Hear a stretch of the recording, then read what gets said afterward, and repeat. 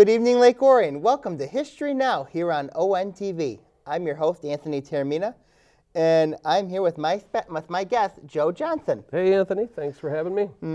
The reason why we're here today is we're going to talk about Star Wars. There's a movie coming out, new movie coming out on December 18th, 2015, called The Force Awakens. Now, but I want to go back into history, talking about the first Star Wars that came out on May 25th, 1977, the first movie, which ultimately resulted in a sequel and had movies come out in 1980 and 1983. I want to talk about George Lucas, the creator of Star Wars, and originally it was going to be one movie. There was originally going to be one Star Wars movie. There was two movies that he was doing at the time: American Graffiti, which came out in 1973, and then Star Wars itself. What's your views about George Lucas and how he was able to influence Star Wars? The guy was a visionary. I mean, and luckily American Graffiti, the success of American Graffiti is what allowed him to get Star Wars made, even though Star Wars was still a tough sell at the time. From what I heard, he took it to numerous movie studios who turned him down, which is shocking to think about today. He finally got 20th Century Fox to agree to do it, only after he had this visionary artist named Ralph McQuarrie paint up some amazing images to help sell George Lucas's vision, and it was those paintings that got the green light. From what I read, George had written kind of a lengthy treatment that was going to originally span 9 movies, and the original Star Wars that came out was going to be one of those 9 movies. And George Lucas picked that out because he thought if they never ever made a sequel, that movie would stand alone as its own thing, and nothing would ever come of it. But as we all know, it's enormously successful. So I mean, if he wasn't, it looked like that George Lucas wasn't thinking of a sequel until 1975. It was he first started writing the sequels until 1975. So he envisioned that Star Wars was going to eventually become a series, but what other movies influenced George Lucas? Well, from what I understand, he was big in the Buck Rogers, Flash Gordon serials that they used to show in the theaters when he was a kid, and Japanese films. There's a movie we talked about called The Hidden Fortress that was an inspiration. And if you listen closely in the original Star Wars, there is a reference to Hidden Fortress in the movie where one of the Empire officials says, you have no more information on this the rebels' hidden fortress, which is a reference to that film. So yeah, he had influences. The interesting thing is at the time when sci-fi was made, in the 50s and 60s, it was always kind of futuristic and shiny and always tried to predict what was going to happen in the future. Imagine the shock at being a kid in the movie theater when the opening titles came up. It said, "A long time ago in a galaxy far, far away." No one had ever thought like that before. Sci-fi was always something that took place in the future, but here was this movie that was set a long time ago. Right then, that was a statement that this movie was going to be different. One thing about, too, is the success of, you talked about American Graffiti being a success. How did that influence Star Wars? The only real influence that I'm aware of is some of the cast members ended up in Star Wars. Harrison Ford played a character called Bob Falfa in American Graffiti. He only had a small role. But he became an acquaintance of George Lucas, and when George needed some actors to come in and read for parts, he asked Harrison Ford to just kind of read off camera with some of these. He played a big role in the later James Bond series. Who did? Harrison Ford. And James Bond? Yeah, he played a big role in those later on. Oh, really? I didn't know that. Yep. So Harrison Ford sort of read off camera with some of the actors. One of them was Cindy Williams, who was in she was in American Graffiti, and she played Shirley on the Laverne and Shirley TV shows. She actually auditioned for Princess Leia. Oh, wow. So that was probably the biggest thing that come out of American Graffiti was the landing of Harrison Ford as Han Solo.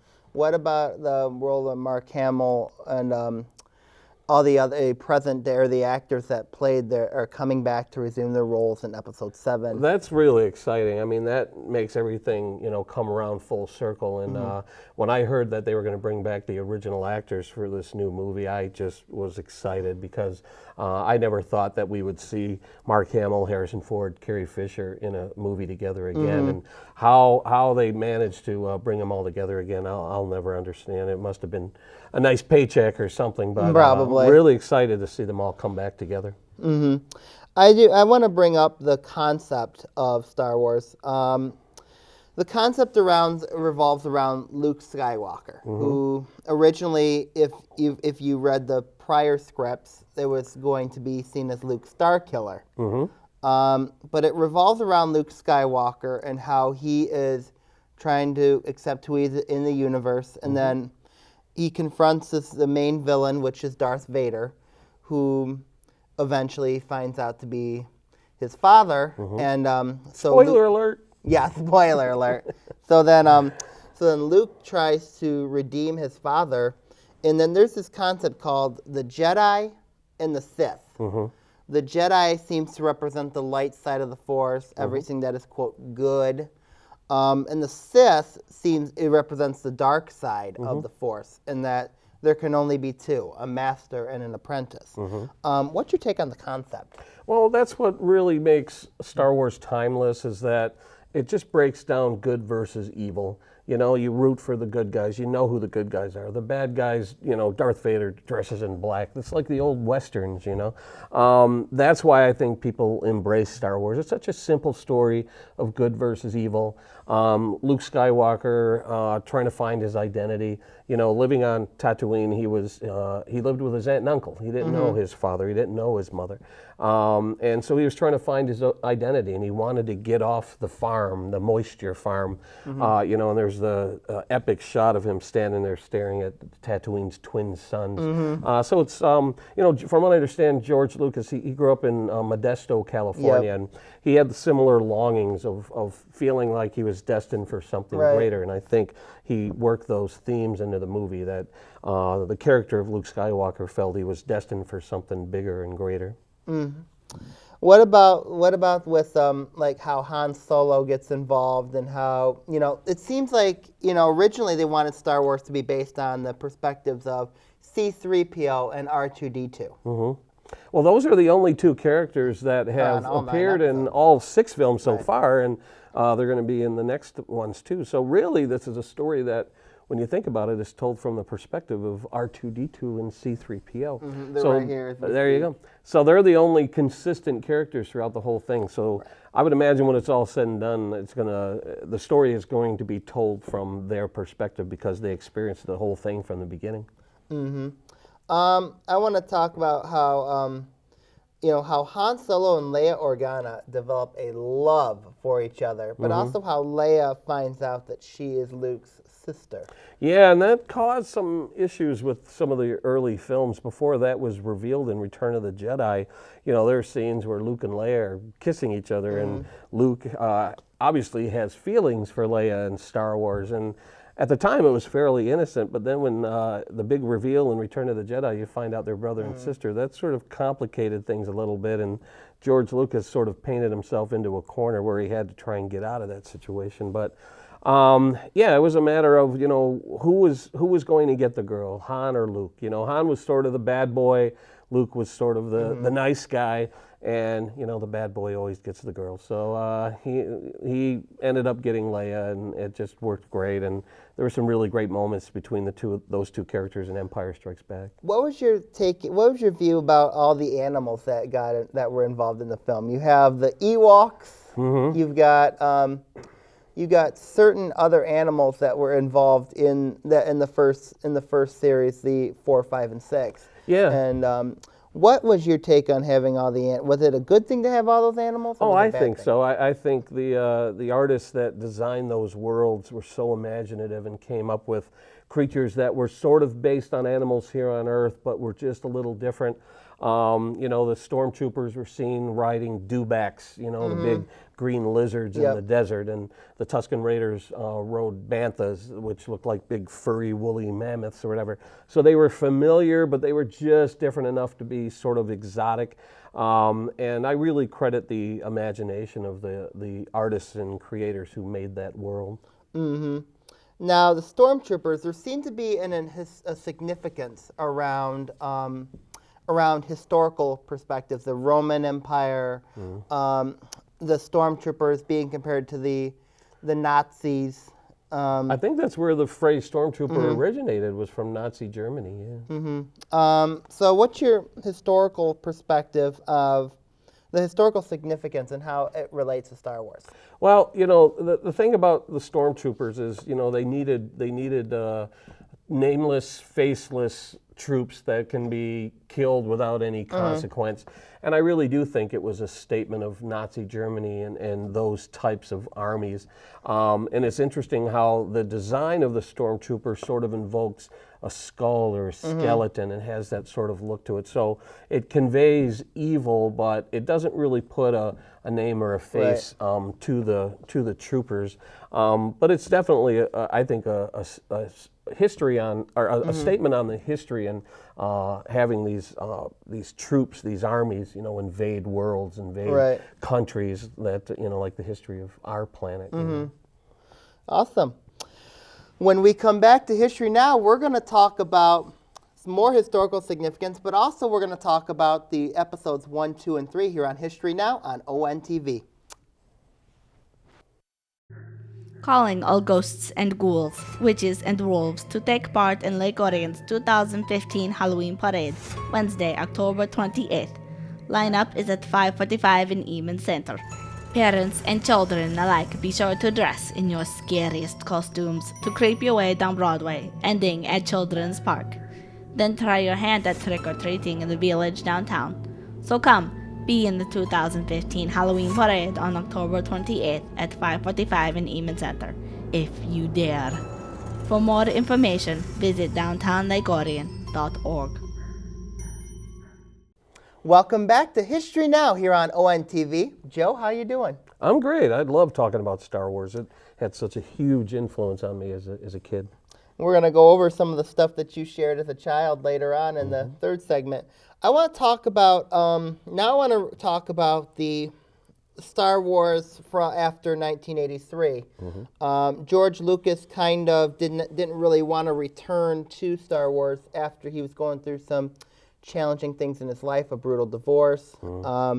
But the fascination in Star Wars was still there, and he wanted to appeal to a larger audience that, you know, that he could adjust to the newer, no offense, my age, new generation of Star Wars fans. So in 1993, he wrote the prequels, and he went back into the life of Darth Vader / Anakin Skywalker, which he released the first movie, which was A Phantom Menace. I actually have the book right here. He released it in May 19th, 1999. So I want to talk about that concept and how that was appealing, because Star Wars was quite popular. Well, yeah, it had disappeared from the public eye for a while, and then they started coming out with what you know, what do they call that, expanded universe fiction. There were books, Shadows of the Empire, and things like that had been coming out that sort of made George Lucas realize that there was still interest in that world and these characters. There's a lot of excitement when the announcement was made that these new movies, these prequels, were going to be coming out. There might have been some disappointment that there wasn't a lot of the original actors in these movies, but still, I remember at the time there was just huge excitement that we were going to see new Star Wars movies. Now, the concept that surrounded around Darth Vader / Anakin Skywalker and his fall from grace. They talk about his relationship with Obi-Wan Kenobi, his love life with Padme Amidala. Also, C-3PO, R2-D2 are still in there. Yeah, they reveal that C-3PO was created by Anakin, which was really interesting because in the original Star Wars film, there's a line where C-3PO says, "Thank the Maker." And nobody really knew who the Maker was, and then it was revealed in the prequels that the Maker was Anakin Skywalker. Yeah, also, you look at one thing that they don't really go into necessarily is, and they talk about the Jedi in more specific terms. They talk about Yoda and how Yoda used to have it was basically a school for Jedi. Mace Windu, Obi-Wan Kenobi was a part of it. Anakin Skywalker was a part of it, and you really don't. And you also get to see the you get to really, because you see Yoda a little bit in episode 5, and he's in there in episode 6 as well. But I mean, you don't really go into detail. You see more specific focus on Yoda throughout the prequels. Yeah, the prequels really sort of expanded on things that were briefly mentioned in the original Star Wars movies. Obi-Wan referred to the Clone Wars in the original Star Wars movies. He referred to Anakin in the first movie without revealing that Anakin was Darth Vader. Right. So there were a lot of things that were referred to in episodes 4, 5, and 6 that were sort of fleshed out in the prequels. Right. So they go into somewhat details on the Clone Wars, and if you go into and we made mention of the expanded universe. They go much more deeper and deeper into the Clone Wars. I want to talk about lightsabers briefly. We in the 4, 5, and 6, or 4, 5, and 6, we see the green, blue, and red. What do they represent? Well, I think George Lucas had some rules as to how many different colors there were supposed to be and who had what. Darth Vader had red, and in the prequels, Darth Maul had red. Jedis were revealed to have either blue or green, and I don't know what the difference was between blue and green. Now, the interesting thing is when Sam Jackson signed on to play Mace Windu, he asked for a purple lightsaber, and from what I understand, at first he was told no, but for some reason he insisted on it, and he got a purple one. So he's the only one in the entire Star Wars universe with a lightsaber that's not blue, green, or red. It seemed like in the expanded universe you had colors of yellow and orange as well, but that's in the expanded universe. That's not in the... Yeah, in the movies, which we consider canon, the Jedi Knights had blue or green, and the Sith had red. Now, in the third one, The Revenge of the Sith, which came out in 2005, it really focused on Anakin Skywalker, his fall from grace, with loving Padme Amidala, wanting to protect her, would resort to anything to protect her, even going to the dark side. Is that a classic Shakespearean? Oh, I think so. I mean, I think that's an element you find in so many movies is that fall from grace and wanting to basically give up your soul to protect the ones you love, and that's pretty much what he did. He tried to, even though he was manipulated and misled by the Emperor, Palpatine. Basically he did what he did because of love, and it's kind of interesting because when I first saw Star Wars. Darth Vader, you didn't know if he was a robot, you didn't know if he was a human, you didn't know what was in the uniform, and the prequels kind of showed you his motivations for doing what he did. It also was mentioned that Darth Vader and the Emperor were not exactly fond of each other, especially later on when Anakin realized that he was being set up, that he was only used to serve the Emperor. He basically lost everything because Padme died following his fight with Obi-Wan Kenobi, and that the only thing he had left to do was serve the Emperor. And so... Yeah, you mentioned earlier that with the Sith, there could only be two at a time, and you kind of get the impression from the stories that were told within the movie and everything that the Sith pair were always trying to take over the other one, like they never really got along. It was always, it's a matter of time before the apprentice took over for the person that was training him. So, and it was concluded too that the Clone Wars was really Palpatine's war just to take over the galaxy. Yep, it was all something he created to gain power. Even though he already had power. Yeah, but now he had unlimited power. Right. And again, that's another lesson, a real life lesson is, nothing good comes from unlimited power. So basically the democracy and dictatorship. One person I want to talk about is Boba Fett. Boba Fett has a very unique role in this series. Yeah. He's seen as a bounty hunter. That he's seen as somebody that could, he doesn't have a clear villain hero role. Yeah, he's kind of like a Clint Eastwood character or something, where you're not quite sure what his motivations are. He can work for either side, but he is the guy that brought down Han Solo, the big hero of the movies. And so, he didn't appear in the original Star Wars movie. He was inserted later when they did special editions, but he was introduced to the world in an animated special, or an animated short that was on a Star Wars Christmas special. And then when they introduced the action figures, Boba Fett was a special mail-away action figure, and we as kids were really excited about that, and I sent away for him. And then finally, when Empire Strikes Back came out, there was Boba Fett as a character. He didn't have a lot of dialogue, but I think that made him more mysterious. What'd you take when they re-released 4, 5, and 6? As special editions, yes. I thought there were some things that needed to be cleaned up. There were some digital mistakes, some mistakes with the effects and things like that that needed to be cleaned up. Unfortunately, I thought George Lucas took it a little too far. One of the big controversies to come out of the special editions was who shot first, Han Solo or Greedo. In the original release, Han Solo just blew Greedo away. Greedo didn't even have time to fire back. Right. Well, in George Lucas's eyes, he felt that made Han Solo a murderer. So when he did the special editions, first he had Greedo shoot first, and then Han responded. Right. And then when people complained about that, then he altered it again so that they shot simultaneously. The funny thing is to make that happen, they digitally made it look like Han Solo dodged the laser blast, and you have to wonder if that's humanly possible to dodge a laser blast. Right. But so there's some controversy with the special editions. I understand why George Lucas did it. I just didn't think they were very necessary. Obi-Wan Kenobi is another character that's been involved in most of the series. What's your take on Obi-Wan Kenobi?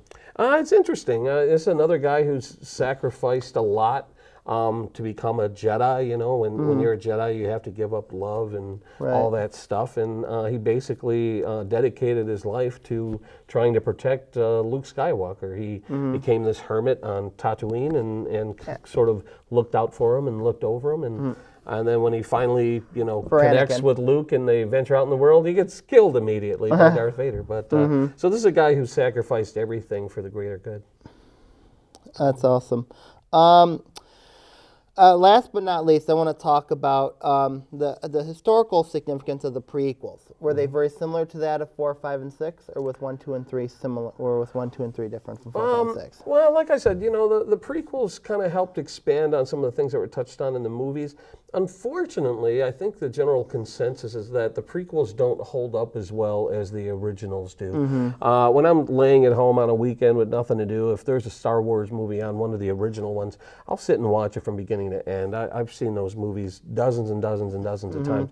When the prequels come on, I'll watch them for a few minutes and then I'll change the channels. I'll see if there's something else on. I don't feel that the prequels hold up as well as the originals do. What's your opinion of that? Well, somebody that has grown up, before, I feel like I watch the newer ones. Obviously, I'm not a big fan of Jar Jar Binks. Oh, that kind of was like a buzzkill for me. But I was a fan. I'm a fan of the prequels. I like them all. I kind of lean towards Episode 6.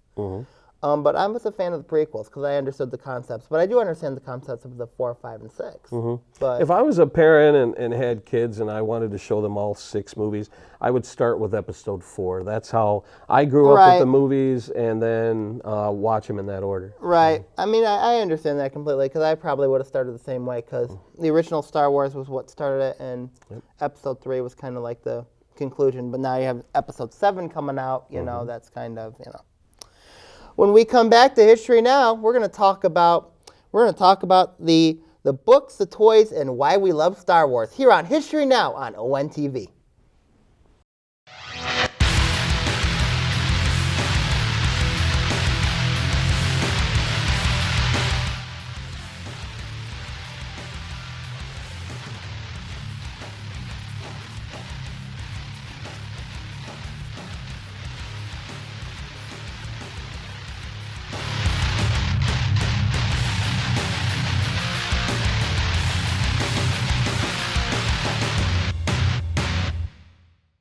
Welcome back to History Now here on ONTV. I want to talk to you, Joe, how we love Star Wars, how it fascinates us. I want you to talk about how you loved Star Wars as a kid. Well, imagine, being a 10-year-old. I went to summer camp when I was 10 years old. I was early in the summer. And one of the things that they handed out to us while we were there was this little magazine right here, and you can see the date on it. It says May 1977. Yep. This is the first time I've ever laid eyes on these characters, and immediately I was hooked. And there's a little article in here about the movie, and it gets some of the information wrong, some of the facts wrong. But this is what introduced me to the world of Star Wars, and I was just absolutely hooked. I went to go see the movie. It absolutely blew me away. The funny thing was there was no merchandise at the time. We had to wait almost a year after the movie was released before toys hit stores and things like that. One of the things that I picked up was this little poster book. They came out with a series of these magazines that, as you unfold it, it reveals information and tidbits which I couldn't get enough of. And as you continue to unfold the magazine, you'd end up with a poster, and these hung on my bedroom walls when I was a kid. So this is one of the few first collectibles out there that I was able to buy before the toys hit the stores. Nice. And then I brought with me some of the toys. The Darth Vader and Boba Fett figure you see on the top, that vinyl case, those are the original figures that I had when I was a kid. And I would spend hours in my bedroom with all my figures and vehicles and just playing in my bedroom with my Star Wars figures. And I love to draw the characters, and I love to read and find out new stuff. There were trading cards. Now these cards, there were Topps trading cards that you're able to buy like in bubblegum packs, and I don't have those anymore. I used to have those. But I do still have my Wonder Bread cards. Believe it or not, you used to buy a loaf of Wonder Bread, and you'd get a random card in your loaf of Wonder Bread. And this was a complete set. There's 16 of them. And so as a kid, I just couldn't get enough of the stuff like this. That's awesome. I got hooked with it. I was at my dad's house, and my stepmother's a big fan of Star Wars. And so I watched all 3, 4, 5, and 6, and I just got hooked. I just got it. And then we all went out to watch episode 1. And then I was like, okay, this is getting me hooked further. So I owe her a big thanks for that. Yeah, and they're timeless. It's amazing They that are. every new generation, I mean, I know little kids today who are big fans of the Star Wars yes. movies, so they're timeless and they speak to every generation. Right, and I mean, and I think that's why we all like them. It's because it's timeless. It relates to historical situations. It relates to even life situations. Oh, sure. And I think that's why we like them. Yeah, and I mentioned earlier that I really admire the artist that created the universe. Look at the name of one of the artists. What's Joe that say? Johnston. It's Joe Johnston with a T, but his artwork helped shape a lot of the vehicles and characters and the world of Star Wars, and his name was one letter off from mine. He went on to become a director. He directed the Rocketeer and Captain America, and Wow. so yeah, but he really influenced me. He's That is a awesome. great artist. That is awesome. Well, we're just about out of time, Joe, but I'd love to talk more about it. All right. Well, thanks for having me. I really It was appreciate awesome. it. It was quite a pleasure having you come on. Anytime. All right, Lake Orion, that's it for History Now. Have a great night and see you soon.